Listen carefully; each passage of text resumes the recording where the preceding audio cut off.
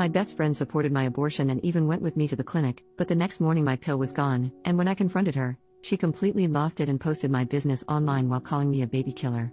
My 21F best friend Sarah, 20F, and I have been friends since she was a freshman and I was a sophomore at our college, about 2 years since I met her.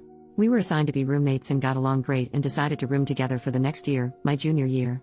We never had any problems before this and were inseparable. We are even in the same sorority and have the same major, nursing. A few weeks ago, I found out I was pregnant by my boyfriend Harold, 22M. We've been dating almost 2 years and he's a wonderful man. We both discussed what to do and decided that abortion was the best choice for both of us. I decided to have a medical abortion, and since Harold couldn't drive me to the clinic because he had a final, Sarah agreed to go with me. Sarah was originally very supportive and held my hand as I took the first pill in the office. She was in the room when the doctor explained that I should take the second pill after 24 hours and that I would have to do it at home. Harold came over after his final and kept me company and spent the night.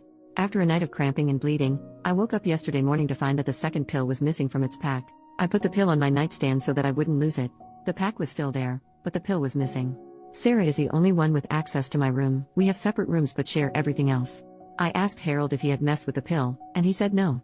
Why would he, if he doesn't want this child any more than I do? So that left Sarah as a suspect, so I waited until she woke up to ask her about it. That's when she flipped the heck out. She started screaming at me how I was a baby unaliver and that she hopes I bleed out from the abortion. Then she told me that she had a dream that my child would grow up to cure Ebola. I could not make this up, and that she threw away my pill to protect my child, as well as the extra birth control packs I had gotten from the school nurse to last over the summer. She took photos and uploaded them to Facebook with the caption, "OP is a baby-killing WHRE who can't keep her legs shut." Luckily, all of her friends and our sorority sisters instantly defended me and told her how crazy she was. Reddit, I'm stuck in the same room as her for all of our summer classes, which will last until July. We are in the same sorority, we'll have to see each other twice a week until I graduate. Is there anything I can do legally? Is what she posted online illegal? She is a nursing major in clinicals? I'm so freaking confused. Edit, I've already gotten another pill. Second edit, sorority just texted me. The last meeting of the year will be concerning Sarah's violation of the sorority code of conduct. Apparently this is not the first time this has happened. Majority vote decides on whether she's kicked out or not. Update, 2 days later, I will try to make this as clear as possible, even though I'm typing it during a work break. Immediately after I posted on Reddit, a lot of you had the same advice to report her to the nursing board, Residence Life, the nursing department at our college, to the police, to the sorority, and to her parents. I decided to report her to all of the above while hiding at the sorority house. Early yesterday morning was when Sarah made her Facebook post about me, and it took only until after lunch for my sorority sisters to start texting me like crazy.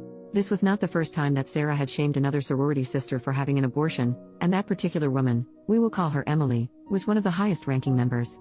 Emily was the one who called the meeting to have Sarah kicked out for breach of the code of conduct, treat all your sisters kindly, support one another, no gossiping, etc. Meanwhile, Residence Life was busy trying to contact Sarah's parents after I showed them her Facebook rants. After the sorority contacted Sarah, she flipped out yet again on Facebook and started to rant about how she wanted to die. The RA on duty, also one of my good friends, had decided to go speak to her to see if they could help.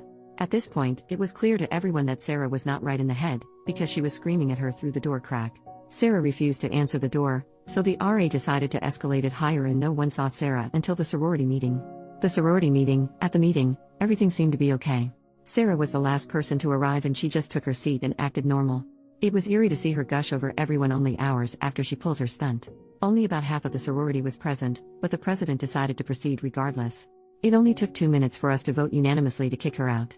Emily sat next to me the whole time. To put it mildly, Sarah did not take this well. She turned bright red, spit on the ground in front of Emily and me, and ran out of the room screaming. We called campus police on her as she left. After the meeting, Sarah returned to our dorm room.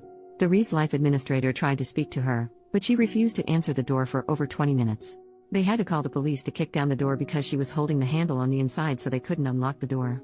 The police showed up, kicked down the door, and found the dorm destroyed. All the furniture had been smashed, or scratched if it was too heavy, the carpets were covered in food from the refrigerator, and she had painted random swear words on the wall in what looks like blood, but she had no scratches on her, so who knows where the blood came from.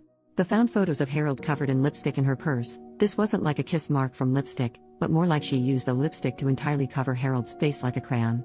She resisted the police trying to peacefully convince her to accompany them to the hospital. Sarah was taken to the hospital and charged. I'm not sure what the exact charges were, but I am aware that it includes unlawful possession of prescription medication because they found my pills in her purse and they had my name on the labels. She is still in a hospital today undergoing a psych evaluation. The hospital, Sarah and I were both interns working for the hospital that operates the pregnancy clinic. I reported her to HR for theft, harassment, and privacy violations along with giving them screenshots from Facebook. As of this morning, Sarah did not turn up for work, so she was terminated for no call, no show. HR had me in their office for an hour this morning asking if I would like to press for a HIPAA investigation. It turns out that some of her Facebook rants had information that could only be obtained through patient records. I have no idea what information it was since it was the HR lady who found it. I said yes, because there's no way it would hurt for Sarah to be investigated. HR also notified the nursing board and the nursing department at my college independently of my reports. So I think that's pretty much everything. Sarah has been arrested and charged, kicked from the sorority, fired from her job, kicked out of the dorms, and numerous reports were made to the proper authorities. I still care for Sarah with all of my heart, because I realize that she is severely mentally ill. I will always blame her for what she did to me, but I know that it wasn't the best friend that I knew for all those years. It was a different person who did that to me. I am feeling physically fine after all of this. Harold and I are talking about getting an apartment off campus together. If that doesn't work out, I will stay in the sorority house. Sarah's parents have promised to pay me back for the abortion costs, $400, because they know I didn't do anything wrong. I'm grateful that I have their support. Edit. A lot of you think that I was too extreme, but there was nothing I could have done to make her get help. I miss my best friend more than any of you critics could ever realize. Don't judge me for doing what was best for everyone involved, including myself. Her right to sympathy ended when she deliberately chose to steal from me, slander my name, destroy my laptop and possessions, and when she refused help from everyone who tried to help.